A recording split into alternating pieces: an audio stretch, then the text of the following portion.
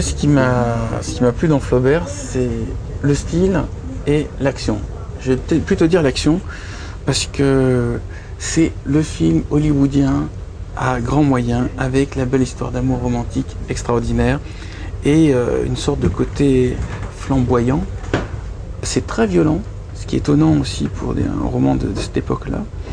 Et ça m'a donné envie d'aller sur place, à Carthage, voir les vestiges, et surtout m'intéresser à un personnage qui s'appelle Hannibal, qui est censé être le papa de la jeune fille ici présente.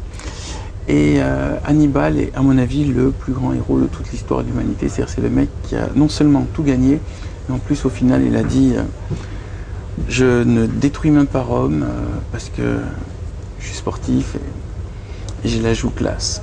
Voilà, ben, du coup les Romains l'ont détruit, mais je trouve que le personnage d'Hannibal est un vrai héros moderne.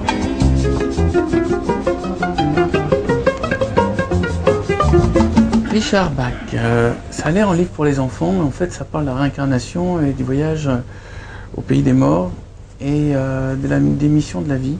Quand je l'ai vu et que je l'ai lu, je me suis dit, voilà un livre d'une puissance extraordinaire, présenté d'une manière très très simple. C'est un livre qui reprend en gros la vie de Jésus et de Bouddha pour expliquer aux gens comment se comporter et comment vivre de la manière la plus sereine.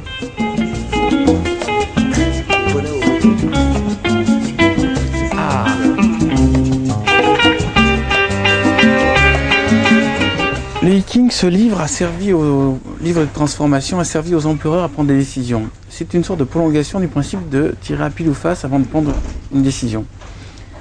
Donc là, si ce n'est qu'au lieu de tirer à pile ou face, on utilise des pièces et on fait des lancers de 6 fois 3 pièces, ce qui fait qu'on obtient ce qu'on appelle un hexagramme. Alors, je vous montre ce qu'est un hexagramme. L'hexagramme, c'est ça. Il y a 64 hexagrammes qui correspondent aux 64 situations qu'on peut avoir dans la vie. Alors, c'est pas vraiment le tarot, mais c'est l'esprit du tarot qui a 22 arcanes, à savoir expliquer, non pas le futur, mais expliquer le présent. La personne qui interroge le I Ching avec les pièces pose une question et le I Ching va lui donner un nouvel angle de vue que la personne n'a pas. Et là aussi, il y a l'esprit un peu du Tao, à savoir aller au-delà des apparences, aller au-delà de tout ce qui est frime et de tout ce qui est lourdeur et percevoir la vraie essence des choses derrière les vitrines.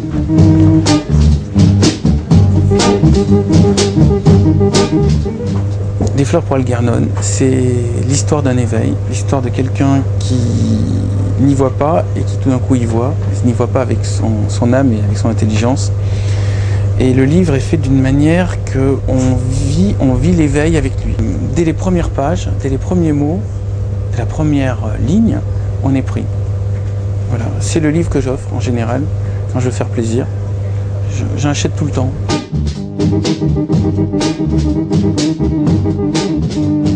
L'un des premiers chefs-d'œuvre, Isaac Asimov, Fondation, écrit dans les années 40, qui raconte toute l'histoire de l'humanité, tout ce qui va nous arriver. Ce type, c'est le nouveau Nostradamus, il a tout pigé et il le dit de manière très claire. Asimov a écrit beaucoup de romans, il est connu pour sa série des robots, il est connu et pour sa série de Fondation. Mais Fondation, c'est vraiment l'œuvre prophétique. Ça va bien au-delà d'un simple roman de science-fiction. C'est une vision de tout ce qui va nous arriver, vue d'une manière cyclique, scientifique, pas du tout mystique et très intelligente. Philippe Cadic, Ubik.